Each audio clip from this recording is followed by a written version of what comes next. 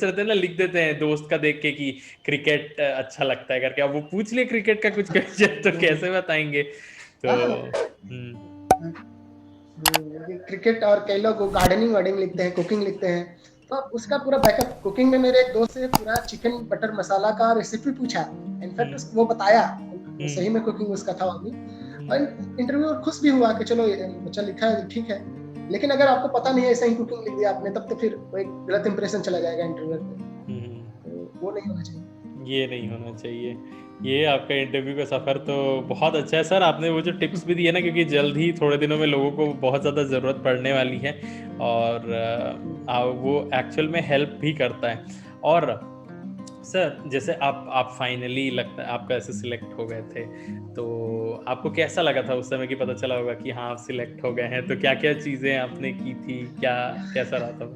सबसे सबसे पहले तो जब मैं आईआईटी कानपुर में था उस वक्त, जिस वक्त मैं सेलेक्ट हुआ था, बैडमिंटन खेल रहा था, मैसेज आया कि यार सेलेक्ट हो गया। सब हम लोग उछलने लगे और क्या। हम लोग एक्चुअली 3 दोस्तों का हुआ था आईआईटी कानपुर से, हम लोग तीनों समय एमटेक कर रहे थे, तीनों का हो गया था और बाकी लोग भी थे। तो उसी समय तो हम लोग को कैंटीन में ले जाकर पार्टी देना पड़ा सबको, तो वो पार्टी वार्टी हम लोग किए अच्छे से। और उसके बाद जो भी है तैयारी करने लगे हम लोग वहाँ से।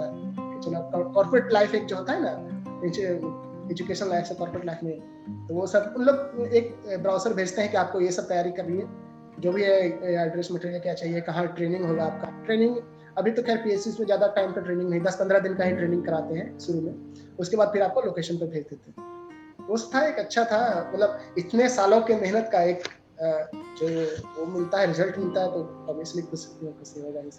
खुशी मैं अपने बात। मम्मी पापा को भी बताया, वो भी बहुत खुश थे, और छोटा भाई लोग भी काफी खुश था। बात सही है सर। और सर आपने तो मतलब दोनों लाइफ देखी है, आईआईटी वाली भी देख ली है, और इसको भी देखा है अपने अपने प्राइवेट वाले को। तो कुछ जो एकदम मेजर डिफरेंस आप लोगों को लगा होगा कि यार ये तो बढ़िया है, मतलब यहीं आना सही रहेगा, या कि क्या एक्चुअल में आपने डिफरेंस देखा, क्योंकि आप एक टाइम पे पढ़ भी चुके थे ना, तो बताइए। आईआईटी का लाइफ मैं बहुत मिस करता हूँ। वो मतलब 6 मंथ जो था, इनफैक्ट मैं बोलूंगा कि मेरे लाइफ का सबसे अच्छा 6 मंथ था। वो लाइफ यहाँ पीएसयू में नहीं, पीएसयू बहुत हेक्टिक लाइफ है, और आप ऐसे लोगों से डील करोगे, आप लोकल पब्लिक से डील करोगे। पब्लिक लोग इंटेलेक्चुअली तो उतना है नहीं स्मार्ट। आप आईआईटी में रहोगे तो एक अलग माहौल रहेगा, वहाँ के लोग, वहाँ के प्रोफेसर वहाँ के। मेरे जो प्रोफेसर थे, फर्स्ट सेमेस्टर में हम लोगों ने 4 सब्जेक्ट पढ़ा था, चारों प्रोफेसर जो थे वो सब फॉरेन से पढ़ के आए हुए थे। एक हमारा जो लैब वाला सब्जेक्ट था, 3 लैब, 4 थ्योरी सब्जेक्ट थे और 3 लैब थे। तो 3 लैब में बस एक ही आदमी था जो इंडिया से पढ़ा था थ्रू आउट, बाकी 6 लोग जो थे सब फॉरेन के पढ़े हुए थे। और उन लोग देख के नहीं लगेगा, उन लोग इतने सिंपल और इतने मतलब वो रहते थे कि मतलब लगता नहीं था कि यार ये लोग पढ़े हुए हैं। मतलब उनको देख के फिर लगता था कि प्राइवेट कॉलेज के प्रोफेसर जिनको कोई नॉलेज नहीं है, वो कितना एटीट्यूड शो करते हैं, अटेंडेंस आओ, ये करो, वो करो, असाइनमेंट सबमिट करो। वो इतने मतलब पोलाइटली बात करेंगे, आपके डाउट्स को इतने अच्छे से समझाएंगे और टाइम देंगे आपको। हमारा क्लास ज्यादा बड़ा नहीं हुआ करता था, मुश्किल से 15 से 20 स्टूडेंट एक क्लास में रहता था, और हम लोग एमटेक में ऐसे कम ही स्टूडेंट थे, 15-20 स्टूडेंट का एक क्लास रहता था, और बहुत अच्छे से पढ़ाई होती थी वहाँ। मतलब मन लगता था पढ़ने में, आईआईटी ऐसा हो रहा। और मतलब एक अभी भी लगता है कि काश में वही रह जाता, वही पढ़ता, लेकिन उस समय जॉब का रहता है, चलो पीएसयू का जॉब है तो चलना है। लेकिन जो वहाँ रहे वो भी अच्छा कर रहे हैं, समझिए कि वो कुछ है। नहीं सर, ये ना हम ही लोगों को इस चीज़ को बदलना है, वो करना है, क्योंकि अभी भी आपके पास अगर वो आता है, किसी को अगर बोला जाता है कि पीएसयू है, एक हाथ में आपके पास आईआईटी है, तो वो ज़्यादा प्रायोरिटी पीएसयू को दे देता है। जैसा आप बता रहे हैं अपने एक्सपीरियंस के साथ कि वक्त के साथ आपके ये एमटेक पीएचडी की वैल्यू ज़्यादा हो जाती है, इस चीज़ को लोगों को बताना पड़ेगा, क्योंकि आप इस चीज़ को देखते हैं। एमटेक पीएचडी, और एक मैं जो लाइफ बता रहा हूँ, हमारा लाइफ क्या है, एक इतना ज्यादा हेक्टिक है, मेरा सर दर्द देखे रहता है। और हमारा क्या, मार्केटिंग में कोई लाइफ नहीं है, आपको संडे को भी काम करना है, सैटरडे संडे छुट्टी, कोई कोई वो नहीं। और वही आईआईटीज में आप चले जाते हैं, एक फिक्स्ड रूटीन है आपका, दिन भर में मुश्किल से आपको 2 से 3 क्लासेस लेनी रहेंगी, वहाँ के प्रोफेसर मुश्किल से 2-3 क्लासेस लेते। और उसके अलावा जो टाइम रहता था, उन लोग अपने इंटरेस्ट का काम करते थे, अपने इंटरेस्ट के फील्ड में रिसर्च करते थे, अपने इंटरेस्ट के फील्ड में रिसर्च पेपर लिखते थे। उनका पेपर हमेशा पब्लिश होते रहता है। आईआईटी कानपुर में सबसे ज्यादा पेपर पब्लिश शायद इंडिया में आईआईएससी के बाद आईआईटी कानपुर से ही होते हैं। तो वो काफी उनका वो इंटरेस्ट का चीज है, जो इंटरेस्ट है वही हम लोग, काम क्या है, जो काम दिया गया वो करना ही पड़ेगा। आप इंटरेस्टेड हो या ना हो, लेकिन काम है, काम करना पड़ेगा। तो अगर कोई उस पढ़ाई में इंटरेस्टेड है और एक मतलब स्मूथ लाइफ चलता है तो मैं रिकमेंड करूंगा करके एमटेक और पीएचडी की ओर जाए, वो ज़्यादा अच्छा है। और आज पीएचडी में वो हमारा स्टाइपेंड भी अच्छा मिलता है, 30,000 रुपये पर मंथ मिलता है, जो कि एक मतलब इनफ है लोगों के लिए, स्टूडेंट्स के लिए। और वहाँ हॉस्टल भी अलग रहता है। अगर एमटेक में भी अगर आप मैरिड हैं तो आपको एक अलग अलग रूम दिया जाता है, आपको हॉस्टल अलग है। मैरिड कपल्स का भी वहाँ हॉस्टल दिया जाता है, पीएचडी का भी अलग हॉस्टल है।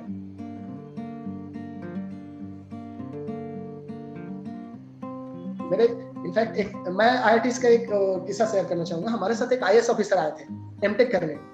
वो आईएएस ऑफिसर इलाहाबाद में पोस्टेड थे, शायद उनका एज 42 या 43 हो गया था। सीनियर आईएएस थे, जॉइंट सेक्रेटरी लेवल के।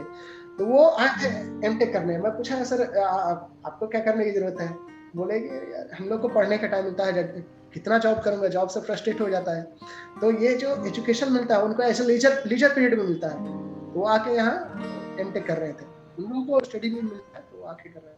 उनसे बहुत अच्छा मिला बात की। चलो यार, उन लोग भी एमटेक को इतना भी प्रेफरेंस दे रहे हैं कि वो जॉब छोड़ के भी, छोड़ा नहीं था जॉब, उन्होंने स्टडी लीव लेके उन्होंने प्रिपरेशन मतलब एमटेक का कोर्स कर रहे थे। आज आप एक डिफरेंट पर्सपेक्टिव दिखा रहे हैं लोगों को कि यार कितना इम्पोर्टेंस है। मेरे को एक बात बता सकते हैं सर आप कि क्यों ऐसा मिथ फैला हुआ है कि एमटेक से कुछ नहीं होता है या नहीं लगती है नौकरी? क्यों ऐसा बोलते हैं? क्या हो गया है ऐसा? जनरली लोग क्या प्राइवेट नौकरी को नौकरी समझते ही नहीं है, मेरे को तो ये लगता है यहाँ के लोग। तो एमटेक के बाद आपको प्राइवेट नौकरी ही मिलेगी, लेकिन वो एक अच्छी नौकरी है। अगर इनफैक्ट जो खराब से खराब रैंक, एक गेट में 8,000 रैंक आया था किसी का, उसने एरोनॉटिक्स लिया, एमटेक इन एरोनॉटिक्स। एरोनॉटिक्स बहुत कम रैंक पे वो एडमिशन हो जाता है, और वो अभी एयरबस में जॉब कर रहा है। एयरबस जो कि मतलब दुनिया की one of the biggest company है, एयरबस में जॉब कर रहा है। इनिशियल पैकेज उसका 7 लाख की था, लेकिन अभी बोल रहा है कि इंक्रीमेंट बहुत अच्छा है। तो जो ऐसा कर सकता है, तो हमारा ऐसा नहीं है। एमटेक का मिथ ये हुआ कि पीएसयूज के पैकेज जो है थोड़े में शुरू में अच्छे रहते हैं, तो लोगों को लगा नहीं यार एमटेक पढ़ने छोड़ के जिसको डायरेक्ट पैसा मिल रहा है वो क्यों जाएगा। लेकिन वो थिंकिंग बदलनी चाहिए मेरे ख्याल से। अभी ऐसा भी नहीं है, एमटेक में करके बहुत लोगों ने बहुत अच्छा किया है। और उसके बाद टीचिंग फील्ड तो है ही, पीएचडी करके आप कहीं भी प्रोफेसर बन सकते हो, आप फॉरेन जा सकते हो। फॉरेन जाना, अगर आप अच्छे आईआईटी से एमटेक कर रहे हो या पीएचडी कर रहे हो, तो फॉरेन जाना बिल्कुल ही आसान है। एक वहाँ के प्रोफेसर इतने मतलब इतने ज्यादा इन्फ्लुएंशियल होते हैं कि उनका एक लेटर आपको कहीं भी यूएस की किसी भी यूनिवर्सिटी में एडमिशन करा सकता है। एक रिकमेंडेशन उन्होंने कर दिया, आपका एडमिशन हो जाएगा। कितना ज्यादा इन्फ्लुएंस करता है। बस आपको उस हिसाब से आपको बनाना है अपने प्रोफेसर के साथ, उस हिसाब से आपको दिखाना है कि नहीं मेरे अंदर है पढ़ने का इच्छा, वो कर सकते हैं। हाँ सर, वाह, ये बहुत अच्छी चीज़ पता चली है कि आपको वहाँ पर भी जाके बहुत है इम्पोर्टेंस है। ये वही है, नेगेटिविटी हर चीज़ का एक अच्छा एक्सपेक्ट भी होता है और एक नेगेटिव भी होता है। लोग अगर नेगेटिव को ही देखते रहते हैं कि नहीं यार इससे कुछ नहीं हो पाएगा, तो वो लोग फिर उसी में अटक के रह जाते हैं, आगे फिर कुछ नहीं कर पाते। और आप आज एक नज़रिया दिखा रहे हैं कि कैसे लोगों का चेंज हुआ। मैं भी एक शेयर करूँगा सर। मेरा एक दोस्त है, उसको ब्रांच मिला था आईआईटी हैदराबाद में, बायोमेडिकल। तो आप बायोमेडिकल समझ रहे हैं, एक स्पेशलाइजेशन ब्रांच है, 2-4 ब्रांच एक साथ मिलके पढ़ते हैं। तो उसके बाद वो बताया कि मेरा जॉब एक बायोमेडिकल कंपनी में ही लग गया दिल्ली में, 12 लाख के पैकेज में स्टार्ट हुआ। जो लोगों का जापान में लगा है ना, उन लोगों का इंडियन रुपीस के कन्वर्जन में 40 लाख का पैकेज लगा है। तो ये है कि लोग समझते नहीं है इस बात को, वो अफवाहों में रह जाते हैं कि जिंदगी सिर्फ पीएसयू है और कुछ नहीं है गेट के लिए। नहीं, एमटेक में भी अगर आप अच्छे से मेहनत करो, ऑब्वियसली वहाँ बहुत सारा स्कोप है, बस मेहनत करने की जरूरत है। मेहनत मेहनत क्या कोई सब्स्टिट्यूट नहीं है, सर ने कह दिया है, ध्यान में रखिएगा। सर अब फाइनली आप पोस्टेड हो गए, कैसा जॉब प्रोफाइल रहता है, क्या क्या चीज़ें करनी पड़ती है? मतलब अभी तो हम लोगों को टेक्निकल वगैरह पढ़ के घुसे हैं कि सॉम, बेंडिंग मोमेंट, फ्लूइड मैकेनिक्स करना है, कितना इस्तेमाल होता है ये सब आपके फील्ड में? नहीं, बिल्कुल ये सब तो इस्तेमाल नहीं होगा। जो होगा, जो भी पीएसयूज के जॉब होते हैं, इनफैक्ट ये सब मैनेजरियल जॉब है। आपको मैनेज करना है, या तो बिजनेस मैनेज करोगे, या तो आप प्लांट एक रिफाइनरी मैनेज करोगे, या तो फिर लोगों को मैनेज करोगे। जैसे मेरा जॉब अभी है, मैं असिस्टेंट मैनेजर सेल्स हूँ पूर्णिया एलपीजी का। पूर्णिया में एलपीजी सेल्स एरिया है, तो उसमें 5 डिस्ट्रिक्ट है। 5 डिस्ट्रिक्ट जो होते हैं वो मेरे अंदर है। पूर्णिया के आसपास, पूर्णिया, रजिया, कटिहार, किशनगंज और मधेपुरा, ये 5 डिस्ट्रिक्ट में 80 एलपीजी डिस्ट्रीब्यूटर है, 80। वो एलपीजी डिस्ट्रीब्यूटर मेरे अंदर है। उनका सेल, उनका कंप्लेन, उनका इंस्पेक्शन, उनका या जो भी नया गवर्नमेंट का स्कीम आया उसका इम्प्लीमेंटेशन, ये सब मेरे को देखना है। और प्लस में कंज्यूमर के कंप्लेंट्स आते हैं, कभी कभी हमारे पास भी डायरेक्ट आते हैं, कभी डीलर के पास थ्रू आउट आते हैं, वो कंप्लेंट भी हम लोग को रिजॉल्व करना है। तो इसमें काफ़ी हेक्टिक हो जाता है प्रोफाइल। और अभी जो गवर्नमेंट का नया नया स्कीम आता है, जैसे पीएमयूआई, प्रधानमंत्री उज्ज्वला योजना जो आया, उसमें हमें काफ़ी ज़्यादा मेहनत करना पड़ा। उसमें हम लोगों ने, जो कि 3 साल के पीरियड, लगभग 8 करोड़ कनेक्शन दिए, 1947 से लेके 2015 तक, 1947 से 2015 तक 8 करोड़ कनेक्शन बने थे भारत में। और बस पीएमओआई के 3 साल में 8 करोड़ कनेक्शन बने। तो वो इस लेवल पे इंफ्रास्ट्रक्चर बढ़वाना, काम कराना, वो हम लोग को करना पड़ता है। तो इसलिए काम ऐसा नहीं, काम तो काफ़ी है पीएसयूज में भी, लेकिन एक आपके पास एक परमानेंट सोर्स ऑफ इनकम है, एक स्टेबल लाइफ है। अभी आपको अपना घर रहेगा, अपना कार रहेगा, तो अब इसलिए आपको अच्छा लगेगा कि हाँ चलो, उस फाइनेंशियल फ्रीडम जो रहती है, मेडिकल का कोई टेंशन नहीं है, मेडिकल सारी कंपनी देख रही है। इनफैक्ट आपका सेविंग्स भी पीएफ, प्रोविडेंट फंड में आपका पैसा जमा कर रही है कंपनी रिटायरमेंट के लिए, तो सब कुछ कंपनी देख लेती है। आपको फर्नीचर का पैसा देती है, आपको घूमने का पैसा, सब कुछ देती है। तो जब इतना फैसिलिटी दे रही है तो एक्चुअली काम करना पड़ता है। जो और ऐसी बहुत मुश्किल है काम, जो गेट का तैयारी करके आए उनके लिए आसान ही रहेगा काम करना। बहुत आराम से प्रिपरेशन से मैं मानता हूँ कि 50% कम आपको मेहनत है इसमें काम करने, एक अच्छा ऑफिसर बनने के लिए। वो कम कर रहा मैंने मेरा पूर्णिया एरिया बहुत ही ज़्यादा वो था, पिछड़ा हुआ। तो मैं जब आया उस वक्त यहाँ एलपीजी पेनिट्रेशन का मतलब होता है कितने घरों में कनेक्शन है, वो 13% था। 13% घरों में ही कनेक्शन था, और अभी के डेट में 70% घरों में कनेक्शन है। तो उतना पीएमओआई में काम हुआ, जिसके लिए मेरे को धर्मेंद्र प्रधान, जो हमारे ऑनरेबल मिनिस्टर हैं, उनसे अवार्ड भी मिला था दिल्ली में जाके, उसके रिकमेंडेशन मिला काफ़ी। तो वो काम करने में एक सेटिस्फेक्शन भी आपको मिलता है कि हाँ ये काम किया, चलो इसका कुछ इम्पैक्ट हुआ है, वो हमेशा एक प्लस पॉइंट है। You are an inspiration sir. ये सिर्फ एक इंटरव्यू नहीं लग रहा है मुझे ये लग रहा है ना कि आप देश को बदलने की कोशिश में लगे हुए हैं, क्योंकि आप भी चाहते तो एक नॉर्मल वर्कर की तरह अपना काम करते, अपना वो छोड़ देते, सब कुछ नॉर्मल सही रहता। पर वो जो आप हेडेक ले रहे हैं, है ना, इतना टेंशन ले रहे हैं, उससे एक देश में बदलाव आ रहा है। मैं तो और चाहूँगा सर कि ये चीज़ आपको बदलती रहे, मतलब आप लोगों की मदद करो इस चीज़ को करते हुए। मतलब आप कभी भी मेहनत करते हो, आप दुनिया को जब बदलने के लिए मदद करने लगते हो, देश को बदलने के लिए, तो एक अलग ही गर्व महसूस होता है, जो आप शायद उस समय कर रहे होगे। नहीं, सब इनफैक्ट हर लोग, अगर कोई भी अपना काम अच्छे से करे तो कंट्री का मतलब अच्छा ही होगा। अगर एक रिक्शा चलाने वाला भी काम अपना अच्छे से करे तो वो कंट्री की सेवा कर रहा है। एक कोई नॉर्मल ऑफिसर भी बिना ब्राइबरी, बिना उसके काम करे, बिना डिले के लगन से काम करे तो वो भी अच्छा। आप लोग ऑनलाइन पढ़ा रहे हो, वो भी बहुत अच्छा। स्टूडेंट को पढ़ाना तो यार बहुत अच्छा है, उन लोग का भी डेवलपमेंट हो रहा है, उन लोग भी आगे चल के कंट्री के लिए कुछ करें। ये तो है। अब जितना ये सब इंसेंटिव है, तो फाइनेंशियल के अलावा जो इंसेंटिव है, जो आप अपने सेटिस्फेक्शन के लिए कर रहे हो, तो वो हमेशा आपको एक अच्छा गुड फील देगा। फील गुड फैक्टर है ये सब, तो ये काम होता है। मैं इस चीज़ के लिए कोशिश करता हूँ सर। मैं हर दिन 11 बजे, 11:30 बजे रात को क्लास लेता हूँ, हर दिन। इट्स लाइक 1 ईयर हो गया है, मैं हर दिन क्लास लेता हूँ। वो भी फ्री क्लास होती है, वो हर दिन फ्री क्लास होती है। 11 बजे रात तक? हाँ, रात को 11 से 12 या 11:30 से 12:30, और स्टूडेंट्स आते हैं। मतलब मैं आपको बताना चाहूँगा, सबसे ज़्यादा स्टूडेंट मेरे ही क्लास में रहते हैं, हर महीने रहते हैं, और वो रिकॉर्ड मेरा भी बनता रहता है, हर महीने कुछ ना कुछ अवार्ड जीती जाते हैं। तो ये कंसिस्टेंसी से आती है कि आप अगर बदलना चाहते हो चीज़ों को। और हाँ, मैं एक्चुअल में बाकी लोगों को भी रिवील करना चाहता हूँ, हम लोग सेम कॉलेज से ही हैं, तो हम लोग देखे हैं उस कॉलेज में कैसी नेगेटिविटी फैली रहती थी, है कि नहीं सर? कि आपका गेट से कुछ नहीं होगा, आप कुछ नहीं कर सकते हो, तुम लोग ऐसे ही रहोगे, तुमको गेट से सिर्फ क्या, पहले तो रहता है गेट निकलेगा ही नहीं कुछ होता तो छोड़ो, हम्म। गेट निकलेगा नहीं ऐसे। क्योंकि वही आप उन लोग का थिंकिंग है, उन लोग उससे ऊपर सोचते ही नहीं थे, क्योंकि जिन्होंने किया वो तो अच्छा कर रहे हैं। गिनती के ही हीरे निकले, पर निकले ज़रूर हैं, और वो भी अपने दम पे। मैं इस चीज़ को कहना चाहूँगा, अपने दम पे बिल्कुल। सोल आपका था कि आप कैसे बाकियों से अलग होना चाहिए, क्योंकि मिथ तो इतना ज़्यादा फैला हुआ था कि नहीं हो सकता है, नहीं कर सकते, किसी का कुछ नहीं होता।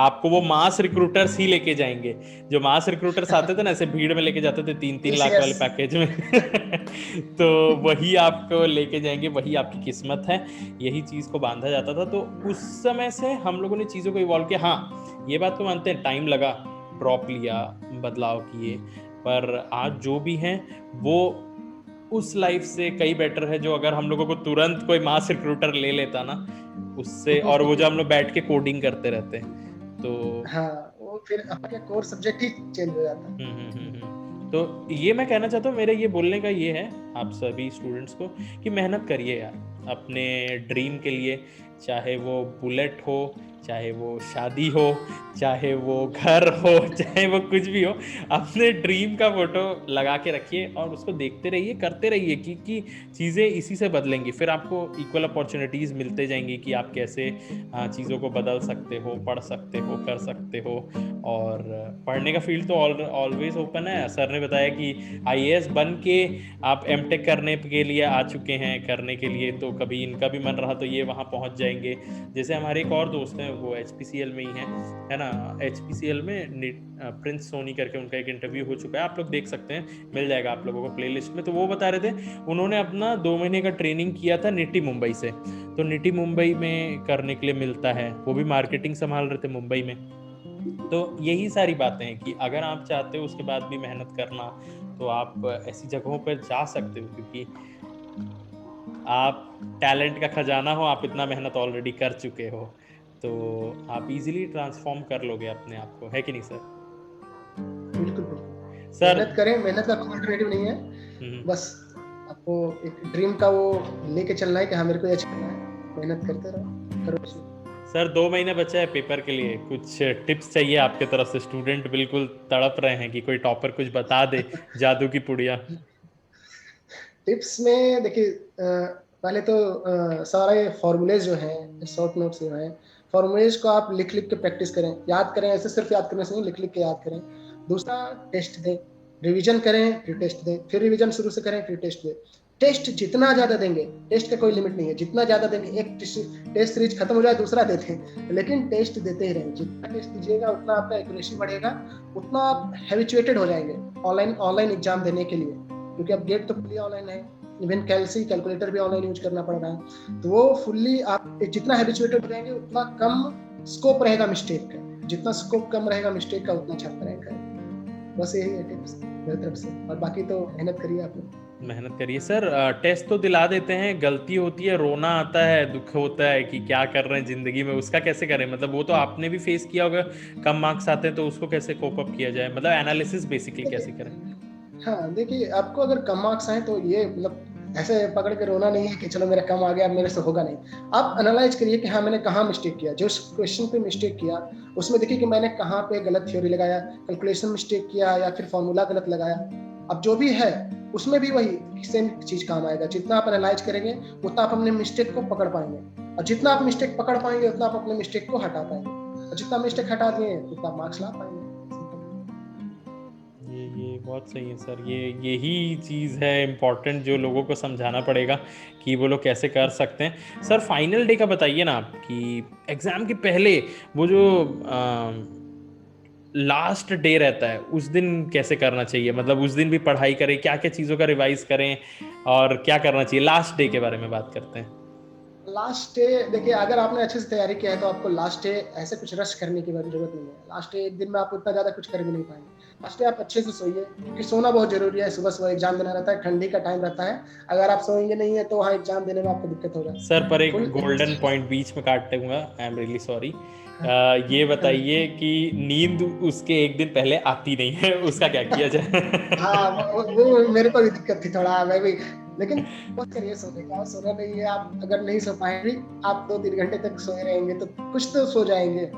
तो वो है कि आपको थोड़ा सा ध्यान देना पड़ेगा उसके, ऐसा नहीं कि 2-3 दिन पहले से जगे हुए हैं। सोना है, सो के उसके बाद आपको तैयारी कर लेना है कि हाँ चलो नेक्स्ट डे मेरे को फेस करना है, उसके लिए क्या है। और ये मतलब जो नॉर्मल चीज होते हैं, कई लोग गलती करते हैं 2-4% लोग, यहाँ टाइम पे हमेशा टाइम पे पहुंचे, 1 घंटा 2 घंटा आप सेफ्टी में लेके चले जाए सेंटर पे, उसमें गलती नहीं होनी चाहिए। दिल्ली में अभी भी सिचुएशन बहुत वोलेटाइल है, क्या क्या अभी यहाँ हरियाणा में प्रोटेस्ट हो रहा है, वो सब लेके आपको 1-2 घंटे पहले सेंटर पे चले जाए, रिलैक्स हो जाए, वहाँ जाके खा पी लें, वो सब करके आप एकदम एग्जाम देने के लिए तैयार रहें।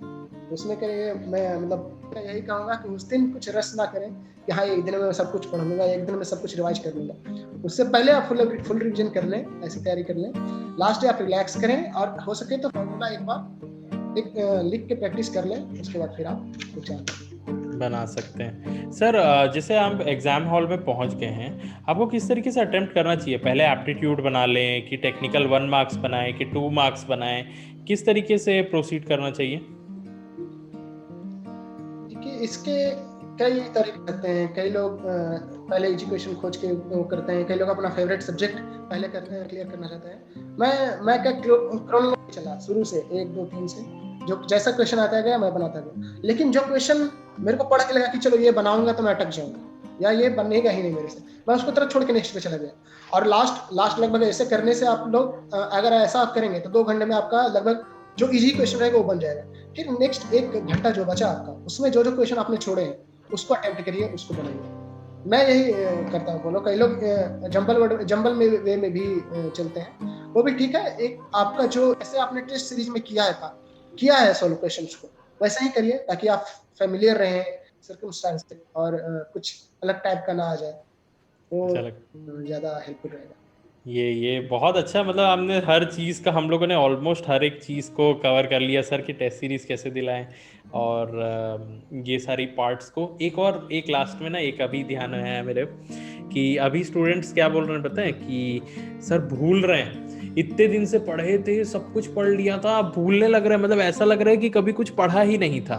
तो उस चीज़ को कैसे रिवाइज करें सर, और ये क्या सही है, ये सबके साथ होता है? इसके बारे में बताइए। ये मोर और लेस सबके साथ होता है। इसका एक मेजर रीजन मैं मानूंगा कि लिख के प्रैक्टिस नहीं करना। अगर आपने लिख के प्रैक्टिस नहीं किया है तो आप थोड़ा ज्यादा भूलेंगे। अगर आपने कुछ पढ़ा तुरंत उसको लिखा, तो एक तो आपके पास मेंटल मेमोरी है, दूसरा आपके पास एक फिजिकल मेमोरी है। आप एक मसल मेमोरी जिसको बोला जाता है, मसल मेमोरी है। तो आप अगर भूल भी रहे हैं आधा फॉर्मूले में, लेकिन आपका पेन ऑटोमेटिक चलते रहेगा अगर आपने लिख के प्रैक्टिस किया है उसको 6-7 बार 6 से। तो मैं लिख के प्रैक्टिस करने की, आप कॉपी भरे 4-5 कॉपी भरे पूरा लिख के, जितना लिख सकते हैं, जितना लिख के प्रैक्टिस कर सकते हैं उतना अच्छा है। ऑनलाइन एग्जाम का मतलब ये नहीं कि सब कुछ दिमाग में करना है, लिखना पढ़ना पड़ेगा ही, पेन यूज करना ही पड़ेगा। तो जितना ज्यादा लिख के प्रैक्टिस करेंगे उतना कम चांसेस रहेगा आपको भूलने की। ये मैं मानता हूँ, मेरे लिए ये हेल्पफुल था, आप लोग के लिए भी हेल्पफुल रहेगी। सर आपके लाइफ में कोई ऐसा डिप्रेसिंग मोमेंट आया है कभी भी, जिसको और आप उसको कैसे कोप अप किए हो, अगर आप शेयर करना चाहते हो तो? क्योंकि ये हर एक आदमी के लाइफ में ऐसा कुछ खतरनाक आता ही है। हाँ, मैं सबसे ज्यादा डिप्रेशन में तब हुआ था जब मैंने आईओसीएल के इंटरव्यू में मैं रिजेक्ट हो गया था।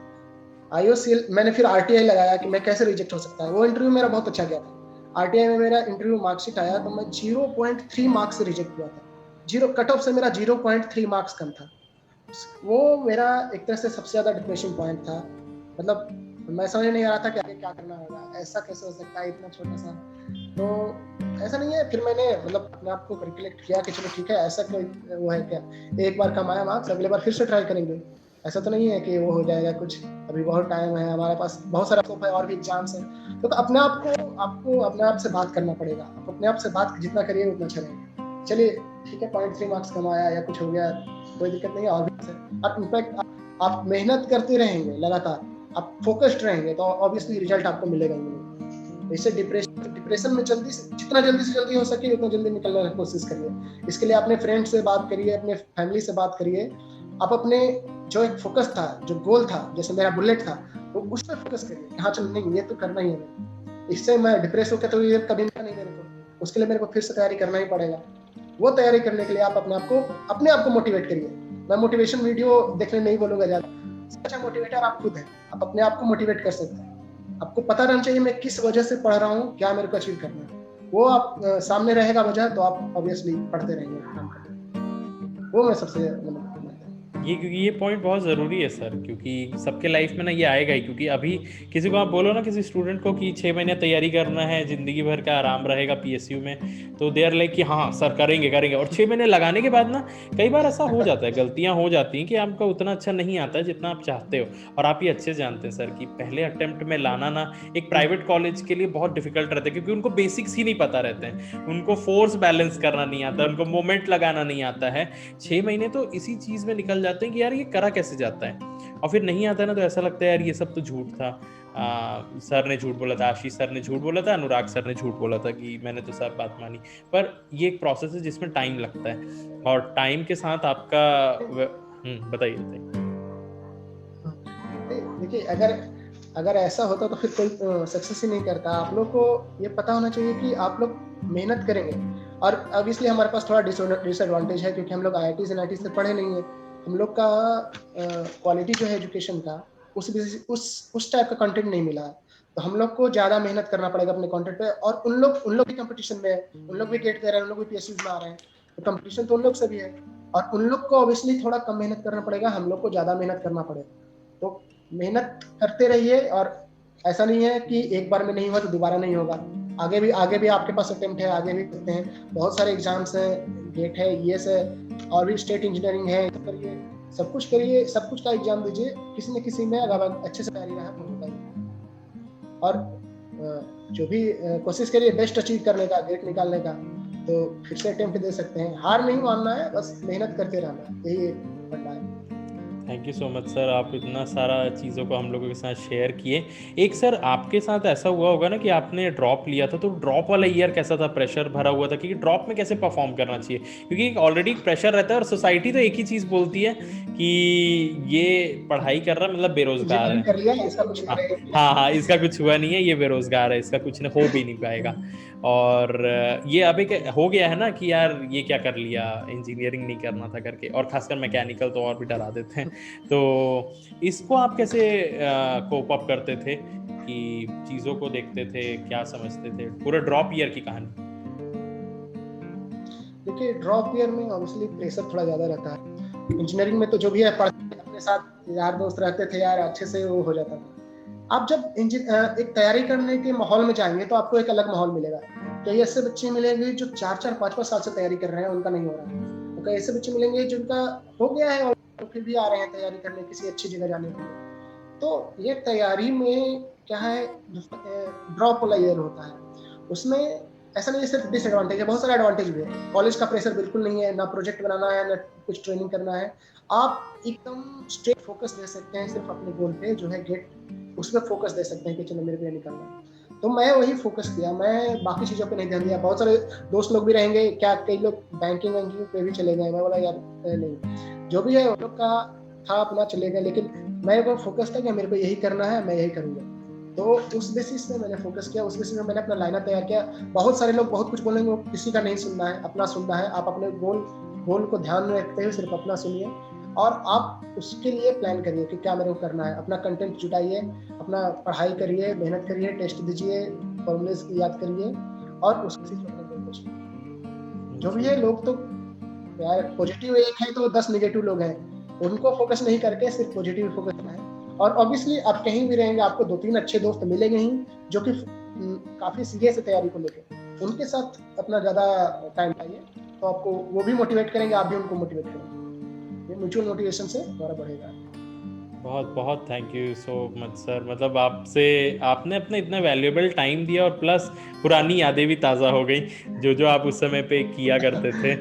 तो बहुत अच्छा लगा सर। फाइनल कुछ कंक्लूजन वर्ड्स अगर आप कहना चाहेंगे, या कुछ मोटिवेटिंग शायरी, या कुछ लाइंस जो आपको अच्छा लगता होगा, उसी के साथ फिर हम लोग इस सेशन को एंड करेंगे।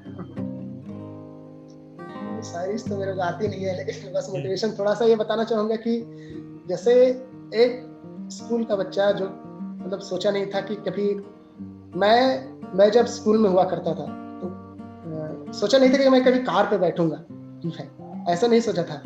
लेकिन आज मेरे पास कार है, मैं सब्जी खरीदने कार से जाता हूँ। तो यहाँ वहां से लेके यहाँ तक का सफर जो होता है, वो तय करना, उसके लिए काफी डेडिकेशन लगा मेरे को, काफी मेहनत करना पड़ा, लेकिन करके मैंने अचीव किया। और मेरे को टाइम लगा सबसे सिंपल। एक साल नहीं हुआ, दूसरे साल में फिर से 2 अटेम्प्ट करके मैंने किया। तो ऐसा नहीं है कि बहुत ज़्यादा इसके लिए एक मॉडेस्ट कॉलेज, एक मतलब प्राइवेट कॉलेज से होते हुए भी यहाँ तक पहुँचना, वो बहुत ज़्यादा इसके लिए वो नहीं करना पड़ा कि कुछ है। लेकिन ऐसा नहीं है कि आप लोग सब कर सकते हैं अगर मेहनत करें तो। फोकस रखें, अपने गोल पे फोकस रहें और पढ़ाई करते रहें। थैंक इसी यू के सो मच साथ सर। बोलूँगा।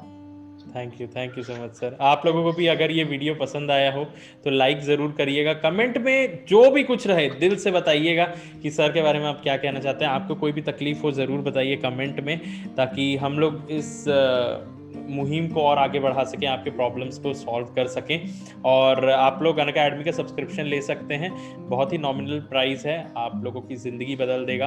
कुछ नहीं तो नॉलेज का भंडार तो आप लोगों के पास आ ही जाएगा। सर आपके वो दोस्तों को हम लोग ज़रूर नॉमिनेट करेंगे जो लोग जापान या जर्मनी से कर रहे हैं, उनसे ज़रूर मिलेंगे हम लोग। बिल्कुल, उनसे एक टच में है, उनका नंबर दे दूंगा अगर मैं आपको। जी सर, जी सर। तो आप लोग भी बताइएगा कमेंट में कि आपको वो वीडियोस चाहिए कि नहीं। तो thank you so much and bye bye, take care, have a nice day. Thank you so much sir.